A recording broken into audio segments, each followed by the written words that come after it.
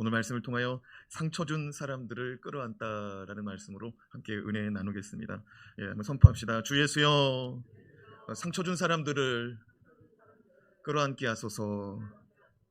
지난 시간 요셉은 자신의 신분을 밝히지 않은 채 20여 년 만에 만난 형제들을 위해서 만찬을 준비하고 그들에게 대접하였습니다. 요셉은 형제들이 지금도 시기 질투하고 미워하고 서로 다투고 지내는지, 아니면 이제 20여 년이 지났으니까 형제들 가운데 서로 사랑하고 서로 의지하고 서로 도우며 살고 있는지 시험해 보고 싶었습니다.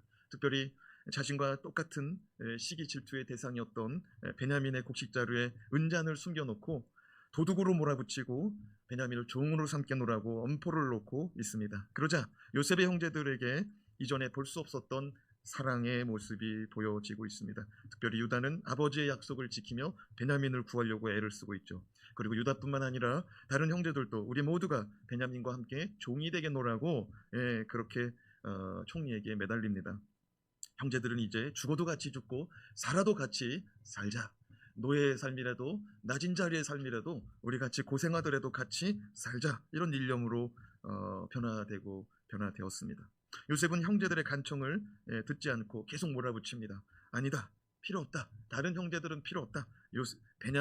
베냐민이 잘못했으니까 베냐민만 내 종이 될 것이다. 너희들은 집으로 돌아가라. 그러자 유다는 지체 없이 총리 요셉에게 나아가 간청합니다. 그럼 제가 베냐민을 대신하여 종이 되고 저만 남겠습니다. 베냐민은 같이 돌려보내 주십시오. 왜요? 베냐민이 돌아가지 않으면 연로하신 아버지가, 130세가 넘으신 아버지가 베냐민이 붙들려 종이 되었다는 소리를 들으면 쓰러질 수 있기 때문에. 요셉은 이전에 시기 질투하고 서로 미워하던 형님들이 동생을 살뜰히 챙기고 아버지에게 많은 상처를 받고 자라났음에도 불구하고 이제는 아버지를 걱정하는, 분명히 아버지한테 구박받고 야단만 맞고 사랑받지 못하였던 유다 형인데, 유다 형이 아버지를 살뜰히 또 챙기고 동생을 챙기는 그 모습이 너무나 보기 좋고 감동스러웠습니다.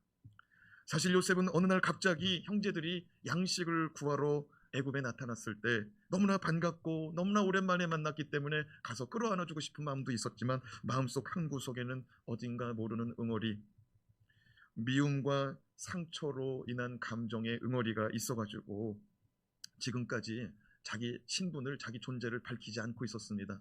여차하면 혼내주고 싶었던 마음도 있었던 것 같아요. 그러니까 한번 지켜보는 거예요.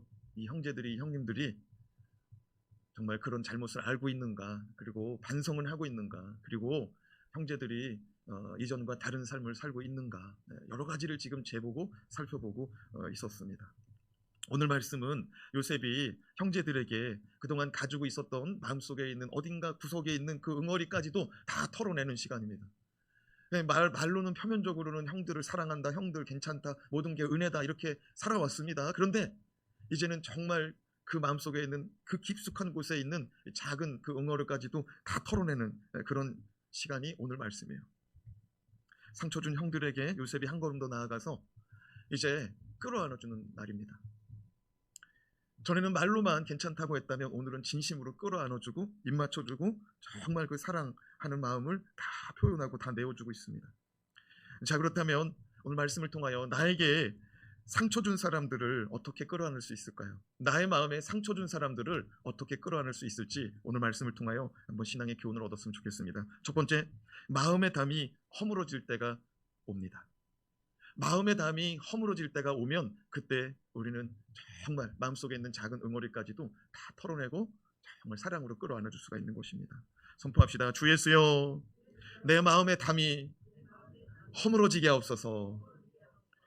성도니까, 성경 공부하니까, 설교 말씀 들으니까, 원수도 사랑하라고 하시니까, 말씀을 들어보니까 용서하라고 하니까 가서 용서해야 될 것 같습니다. 맞는 말이지요. 그렇지만 저는 하나님께서 그보다 먼저 저와 여러분의 마음을 먼저 만져주시는 은혜가 임하기를 바랍니다. 율법적으로 법이니까 하나님 말씀이니까 가서 내가 그렇게 해야 된다. 의지적으로는 아는데 그 앞에 서면은 말문이 안 열릴 때가 있고 또 괜히 얘기했는데 저쪽에서 받을 준비가 안 돼가지고 괜히 나만 이상한 사람 되고 어색한 상황이 발생할 수가 있죠. 그러나 하나님께서 내 마음에 정말 진심으로 그 마음의 벽을 허물 수 있는 은혜를 주시면은요, 내가 사랑하고 내가 용서하는 걸 받던지 안 받던지 나는 아무렇지도 않다는 거예요. 왜냐하면 하나님께서 나를 만져주셨기 때문에 상대방이 어떻게 반응을 하든지 나에게 평화와 안식이 찾아오기 때문입니다. 그래서 저는 너무 성급하게 움직이지 말고 먼저 하나님 앞에 우리의 마음을 좀 솔직하게 이렇게 내어놓고 털어놓는 시간을 먼저 가졌으면 좋겠습니다. 이런 것이죠. 하나님, 제가 아무개 때문에 마음이 너무 아파요. 아무개가 저에게 너무 심한 말을 했고요. 아무개가 저에게 너무 심한 그런 행동을 했어요. 하나님, 제 마음이 너무 견딜 수 없어요. 너무 아파요. 너무 상처가 되었어요. 하나님께서 용서하시라고 하시는 마음은 알겠는데 그게 쉽지가 않아요. 이렇게 내 마음을 하나님 앞에 솔직히 좀 털어놓는 시간을 먼저 가지시기 바랍니다. 그렇다고 이 솔직히 털어놓는 시간에 왼수를 완전히 죽이겠다고 칼을 갈면 안 돼요. 미워하는 마음을 가지라는 게 아니고 내가 지금 마음이 아프다는 거를 하나님 앞에서 좀 털어놓으라는 거죠. 자, 1절에서 2절 말씀을 같이 좀 읽어보겠습니다. 시작. 요셉이 시종하는 자들 앞에서 그 정을 억제하지 못하여 소리질러 모든 사람을 자기에게서 물러가라 하고 그 형제들에게 자기를 알리니 그때 그와 함께한 다른 사람이 없었더라. 요셉이 큰 소리로 우니 애굽 사람에게 들리며 바로의 궁중에 들리더라. 요셉은 더 이상 애굽의 총리와 외국에서 온 사람들과의 관계가 아니라 같은 형제로, 같은 가족으로 자기 앞에 있는 이 히브리인들, 자기 형제들을 가족으로 대하고 있습니다. 요셉은 형제들이 동생을 구하고자 자신의 인생을 내어놓고 자기의 모든 것들을 내려놓고 내가 당신의 종이 되겠습니다. 우리 모두가 당신의 노예가 되겠습니다. 자기의 주권과 자유를 다 포기하고 타국에서 그렇게 노예가 되겠다고 말하는 것, 그리고 동생과 함께 고생하고 동생과 함께 동생을 지키며 살겠다고 말하는 그 모습을 보고 요셉의 마음은 녹아내리기 시작합니다. 겨울 눈이 봄의 따사로운 햇살로 녹아내리듯이 요셉의 마음이 녹아내립니다. 더 나아가 아버지를 더 이상 미워하지 않고 아버지의 허물까지도 용납하며 이제 나 늙은 아버지를 끔찍이 사랑하는 모습, 아버지가 잘못될까봐, 아버지가 뭐 드시다가 체할까봐, 아버지가 그 베냐민 생각하다가 밤잠을 못 이룰까봐, 그냥 딴 생각하다가 넘어지실까봐, 너무 스트레스 받아서 잘못될까봐 유다가 아버지를 그렇게 생각하는 모습을 보고 요셉은 그 마음속의 응어리가 다 풀려지고 떨어져 나갑니다. 요셉의 숨겨진 그 마음의 벽이 한순간에 다 허물어지는 것이죠. 마치 댐이 무너지는 것처럼 그 마음의 감정이 그냥 다 쏟아져 나가버리는 거예요. 그 마음의 감정이 통곡의 눈물로 댐의 문이 열리듯이 그냥 쏟아지고 있습니다. 이전에도 요셉은 형제들을 처음 만났을 때 한 2차례 정도 눈물을 흘렸습니다. 그러나 그때는 그 자리를 피해가지고 아무도 안 보는 곳에서 혼자 흐느껴 울고 다시 돌아왔습니다. 하지만 이번에는 주체할 수 없는 그런 감정 때문에 그냥 그 자리에서 그냥 대성통곡, 그냥 눈물을 흘리면서 통곡하며 흐느끼고 있습니다. 얼마나 많은 눈물과 통곡을 했던지 그 소리가, 그 흐느끼는 소리가 애굽의 총리의 집무실에서 건너편에 있는 애굽의 바로왕의 왕실까지도 그 눈물과 그 울음소리가 들려서 바로왕이 이렇게 말합니다. 이것이 무슨 일인지 알아봐라. 이 곡소리가 무슨 소리인지 알아봐라 할 정도였습니다. 요셉은 그동안 자기 감정을 절제하고 억압하며 살아왔습니다. 아무도 없는 곳에서만 눈물을 흘렸습니다. 종살이 하면서도 사람들 앞에서는 잘 지내는 것처럼, 하지만 자기 감정을 항상 숨기고 살아왔습니다. 사람이 있는 곳에서 눈물을 흘려본 적이 없었습니다. 저와 여러분도 주님 앞에서 우리의 억압된 감정을 이렇게 좀 표현했으면 좋겠어요. 미운 감정, 슬픈 감정, 소외되고 외로운 감정, 그 모든 감정을 다 쏟아놓을 수 있기를 바랍니다. 여러분, 하나님께서 우리의 눈에다가 눈물을 넣어놨더라고요. 하나님이 넣어놓으신 줄로 믿습니다. 그런데요, 너무 힘들고 어려울 때, 너무 속상하고 괴로울 때, 너무 억울할 때 주님 앞에서 울어본 사람은 알 거예요. 주님 앞에서 울고 주님 앞에서 실컷 울고 나면은요, 마음에 평화가 오더라고요. 마음에 위로가 오고. 경험해 보신 분은 아멘. 하나님은요, 이 눈물을 통해서 치료하세요. 심리학자들은 울고 싶으면 울으라는 거예요. 자연스럽게 울으라는 거예요. 그게 위로가 되고 또 치유가 될 수 있다는 거예요. 그런데 이게 습관이 되면은요, 이것도 잘못돼요. 그러니까 딴 데 가서 울지 말고 예배당에 나와서 울고 기도실 가서 울고 또 이렇게 골방에 가서 또 주님 앞에 우리의 마음을 이렇게 쏟을 수 있는 저와 여러분 되었으면 좋겠습니다.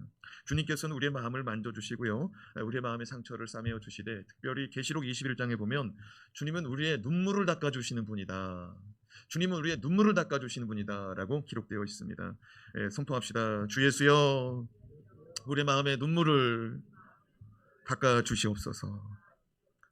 우리의 마음의 감정이, 우리의 마음의 이 골이, 이 마음의 벽이 허물어지는 날이 있을 때 우리가 정말 진정으로 전심으로 끌어안을 수가 있습니다. 두 번째로 역경을 은혜로 여길 수 있는 때가 옵니다. 그때 우리는 또 모든 것이 은혜라고 여기면서 그렇게 덮어주고 용납하고 또 끌어안아 줄 수 있는 그런 은혜가 임하는 것이죠.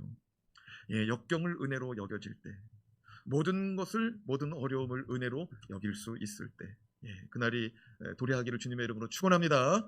3절 말씀을 같이 읽습니다. 요셉이 그 형들에게 이르되 나는 요셉이라 내 아버지께서 아직 살아계시나이까. 형들이 그 앞에서 놀라서 대답하지 못하더라. 형제들은 총리가 요셉이라는 말을 듣고 너무나 놀라가지고 얼어붙었습니다. 왜 얼어붙었습니까? 그렇게 괴롭히던, 자기네들이 그렇게 괴롭히던 요셉이, 자기네들이 그냥 두들겨 패고 그냥 옷 벗기고 그냥 구덩이에 빠뜨리고 물 없는 구덩이에 들어가서 너 죽어라 그렇게 저주하고 그렇게 괴롭혔던 요셉, 은 20냥 받고 노예상한테 팔아가지고 우리 돈 사 먹자, 저놈 팔아가지고 우리 용돈 쓰자 했던 사람들이 그 형들이었습니다. 그렇게 못된 형들이 요셉을 만났는데 입장이 상당히 곤란한 관계로 만났습니다. 갑과 을의 관계로 만났습니다. 갑이 누구예요? 요셉입니다. 요셉은 세계 최고의 강대국이었던 애굽의 넘버 2였습니다. 바로 왕 다음에 총리 요셉이었습니다. 바로는 자기의 인장 반지 국세를 빼다가 요셉의 손가락에 껴주면서 나는 이제부터 국정을 관여하지 않을 것이니 네가 한번 다스려봐라. 모든 것을 너에게 맡기노라. 그러니까 요셉의 말 한마디면은요 법이 되는 거예요. 요셉이 말하고 요셉이 손가락에서 도장 빼가지고 콱 찍으면은 그게 법이 되는 그런 무소불위의 권력을 가지고 있던 그때에 요셉의 형제들이 요셉을 만난 것입니다.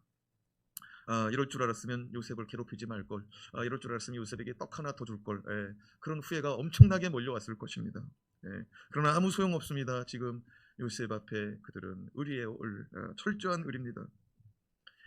너무 놀라가지고요, 너무나 놀라가지고 그냥 오늘 말씀해 보니까 그들이 얼어붙어 있습니다. 아무 말도 못하고 있습니다.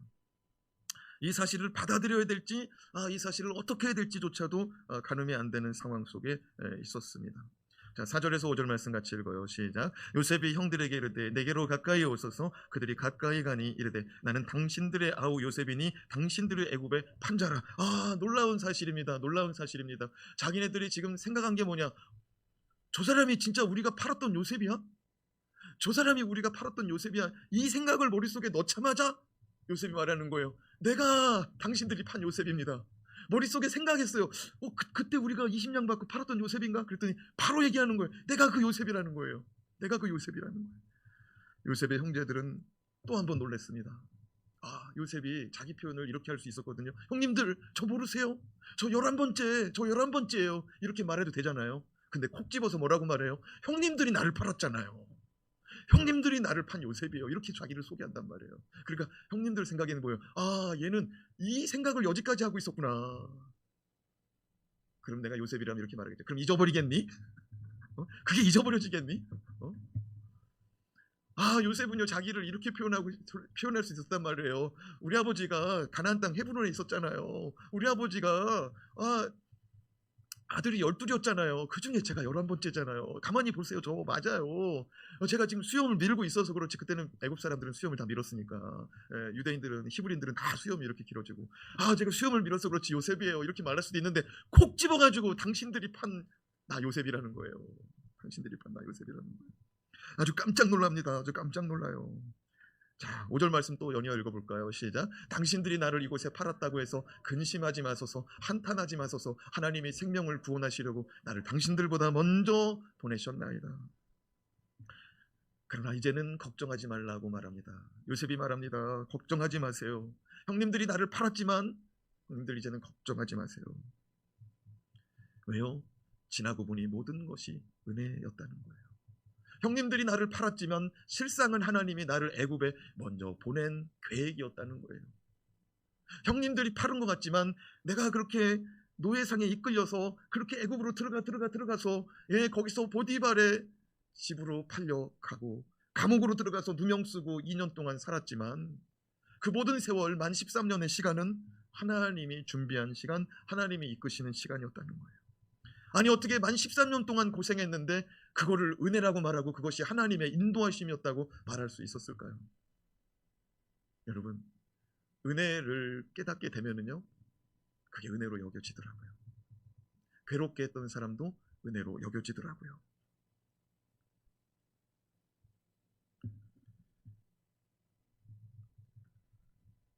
5절 말씀을 다시 한번 읽어볼까요? 요셉이 어떻게 은혜로 받아들여지고 있는지 시작. 당신들이 나를 이곳에 팔았다고 해서 근심하지 마소서, 한탄하지 마소서. 하나님이 생명을 구원하시려고 나를 당신들보다 먼저 보내셨나이다. 요셉은 천사인 것 같아요.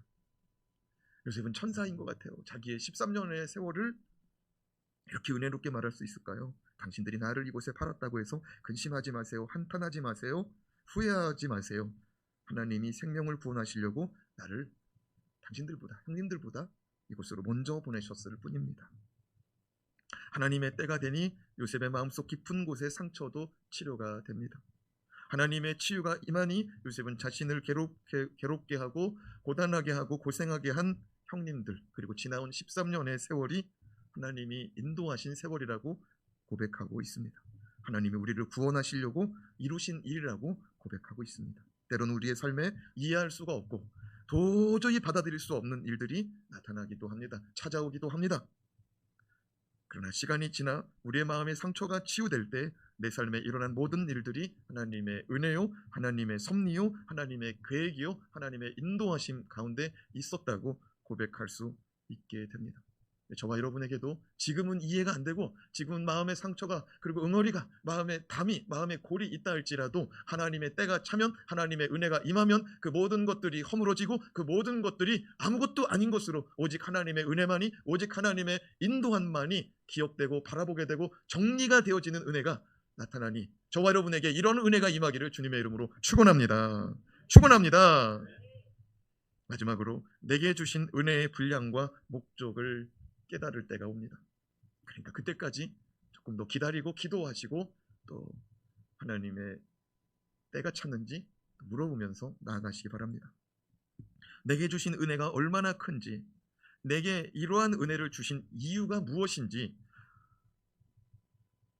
이런 것들을 깨달아질 때, 이러한 것들이 헤아려져 볼 때 우리는 상처 준 사람도 넉넉히 끌어안을 수 있다는 것입니다.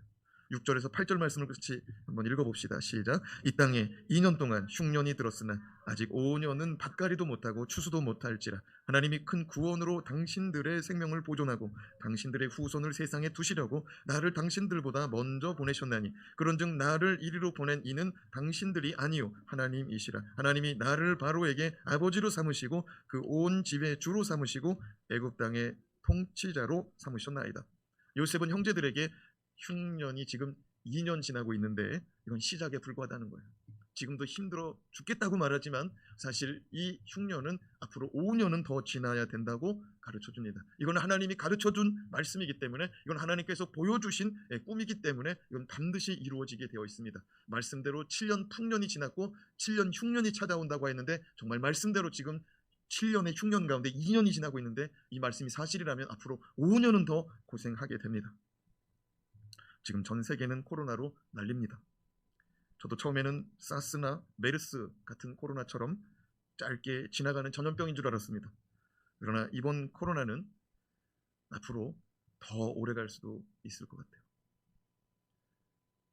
정부도 이렇게 오래 갈 줄은 예측하지 못했어요. 전 세계의 많은 사람들도 이렇게 오래 갈 것이라고는 예측하지 못했습니다.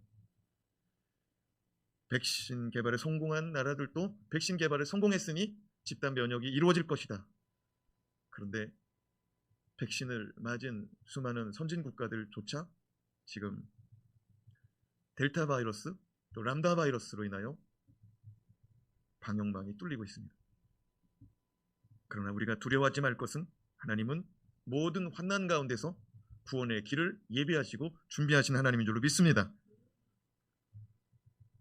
애굽과 애굽 주변에 있는 온 세계가 흉년으로 인하여 기근이 들 때 하나님은 바로에게 꿈을 주시고 바로의 꿈을 해석하는 요셉을 통하여 그 기근을 극복할 수 있도록, 그 흉년을 극복할 수 있도록 구원의 길을 열어주셨습니다. 하나님은 요셉의 입을 통하여 뭐라고 고백하고 있습니까? 하나님이 큰 구원을 우리에게 준비시켜 주셨다는 거예요. 우리가 하나님의 뜻과 계획을 알 때 이 코로나도 왜 우리 가운데 찾아왔는지, 왜 우리 가운데서 이 코로나가 금방 벗어나지 않고 있는지 다 헤아려지고 깨달아지는 날이 앞으로 도래할 줄로 믿습니다. 우리가 하나님의 뜻과 계획을 아는 때 우리는 하나님의 은혜와 하나님의 그 경륜을 찬양할 수가 있을 겁니다. 요셉은 애굽의 노예로 팔려와 만 13년을 고생하였습니다. 너무나 견디기 어려운 일들이 많았고 고생도 많았습니다. 요셉은 그 모든 시간과 그 모든 일들을 하나님께서 큰 구원을 이루어 내시려고 나를 먼저 애굽에 보내셨다라고 말씀하고 있습니다. 9절에서 11절 말씀을 또 읽겠습니다. 시작. 당신들은 속히 아버지께로 올라가서 아뢰기를 아버지의 아들 요셉의 말에 하나님이 나를 애굽 전국의 주로 세우셨으니 지체 말고 내게로 내려오자 아버지의 아들과 아버지의 손자들과 아버지의 양과 소와 모든 소유가 고센 땅에 머물며 나와 가깝게 하소서. 흉년이 아직 5해가 있으니 내가 거기서 아버지를 본향하리이다. 아버지와 아버지의 가족과 아버지께 속한 모든 사람에게 부족함이 없도록 하겠나이다 하더라고 전하소서. 이게 무슨 말입니까? 지금 애굽 이집트에 사는 총리 요셉이 가나안 땅 헤브론에 살고 있는 히브리인들 아버지의 가족들을 지금 이민 초청하고 있는 거예요. 옛날에 미국에 사는 자녀가 한국에 있는 형제들을 초청하고 부모를 초청하면 그 대단한 영광인 줄 알고 막 갔습니다. 그런데 이제 미국이나 캐나다에 있는 우리 친구들하고 통화해 보면 한국이 제일 좋아, 한국이 제일 좋아. 요즘에 그러고 있어요. 한국이 이렇게 발전했죠. 그런데 요셉의 가족들 당시 애굽에 가야 살 수가 있는 거예요. 말씀드렸다시피 그들은 지금 식량을 애굽에서 가서 사서 온 지 2달 만에 다시 내려간 거예요. 그러니까 거기서 양식을 아무리 사도 2달치밖에 못 사온 거예요. 근데 앞으로 5년을 더 버텨야 된다는 거예요. 아니 어떻게 그럼 2달치씩 샀다가 가지고 왔다가 2달치씩 가지고 왔다 갔다 하다 보면은 아니 그러면은요 2달치씩 양식을 사면 1년에는 6번이고 앞으로 5년을 더 버텨야 되면 30번을 왔다 갔다 하고 돈을 다 써야 되는 거 아닙니까? 그리고 이 자식들이요 지금 애굽에 내려갈 때 지금 몇 명이 내려가냐면 60에서 70명이 내려갑니다. 그럼 종들과 가축들까지 합해봐요. 그러면 그 수가 얼마나 많은 숫자입니까? 그 양식이 남원하고 버틸 수 있겠냐고요. 애굽에 가야 되는 거예요. 요셉이 아버지와 형제들을 지금 초청하고 있어요. 근데 뭐라고 초청하냐면요 요셉이 이렇게 말합니다.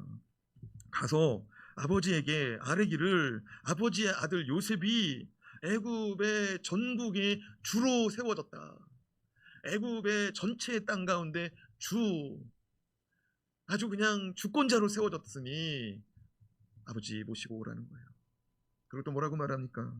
지체하지 말고 내려오기만 하면 아버지의 아들들과 아버지의 손자들과 아버지의 양과 소와 아버지의 모든 소유를 내가 돌보겠다는 거예요. 부족함이 없도록 내가 돌보겠다는 거예요. 그리고 더 중요한 얘기 11절 말씀에 보면은 내가 아버지를 봉양하겠나이다. 내가 아버지를 잘 섬기겠나이다. 그러니까 어서 내려오시라는 거예요. 다 데리고 내려오시라는 거예요.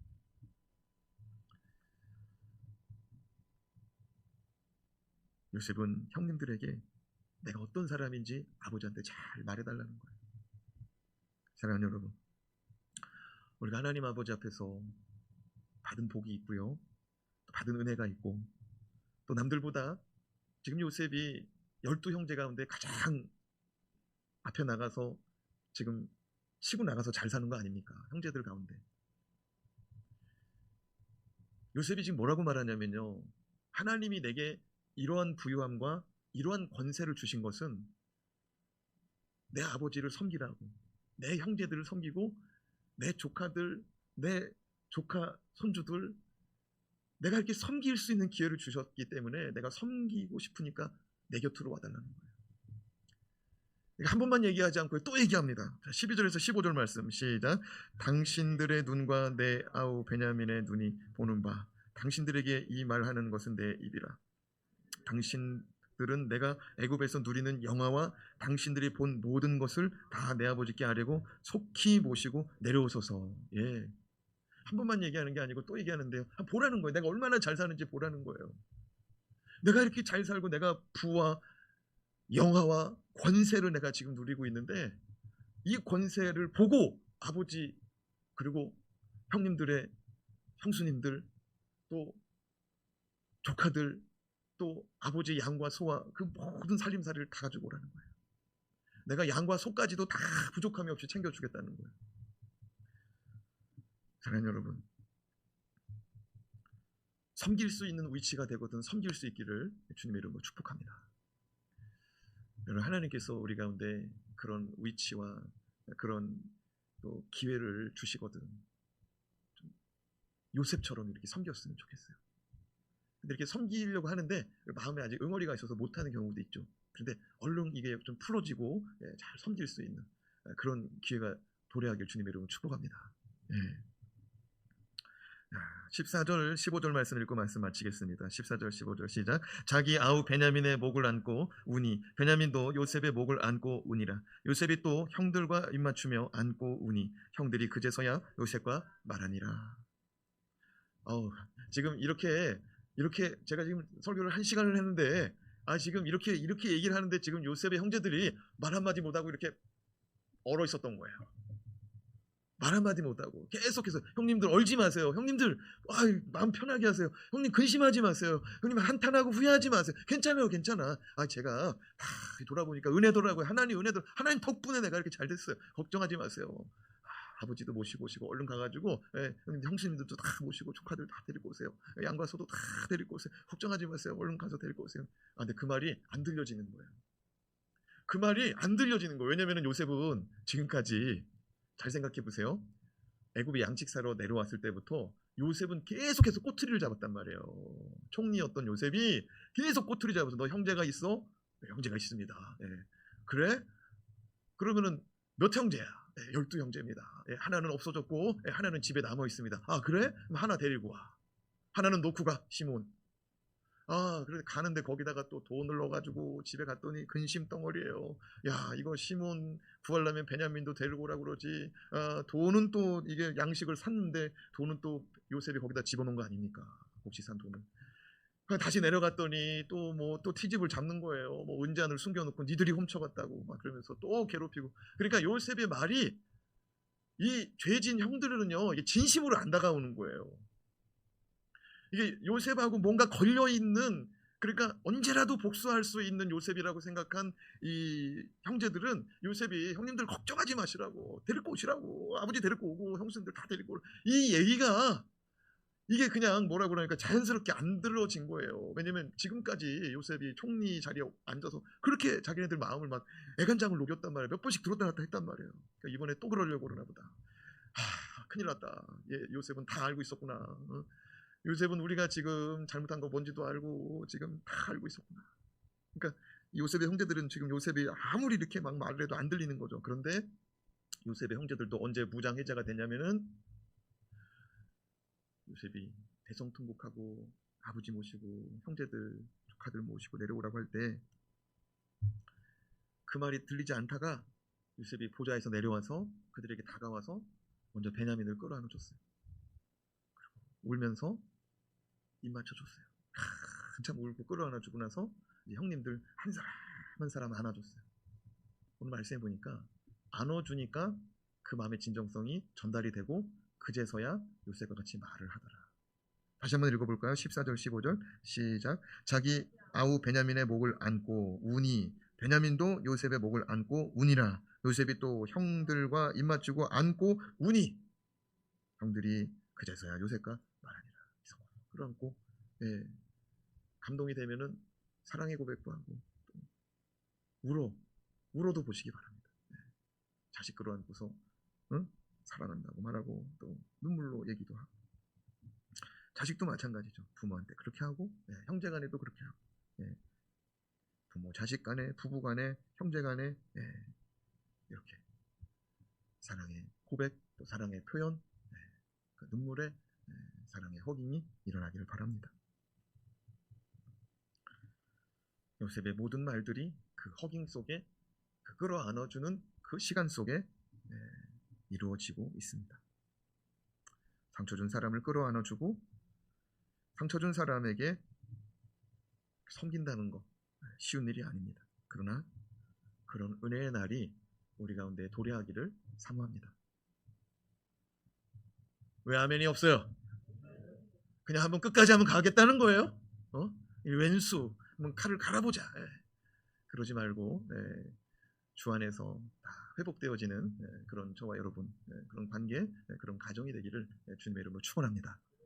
그런 때가 오기를 소망하고요. 그런 때가 오기를 기도하시고, 그런 은혜가 정말 풍성한 은혜가 부어지고 또 깨달아지고, 그렇게 고백되어지고, 내가 이렇게 되어진 것들이 다 우리 가정에 누군가 믿음을 심어주기 위해서, 구원하기 위해서, 누군가를 하나님 앞으로 이끌어내기 위해서 하나님이 다 이렇게 하셨나 보다.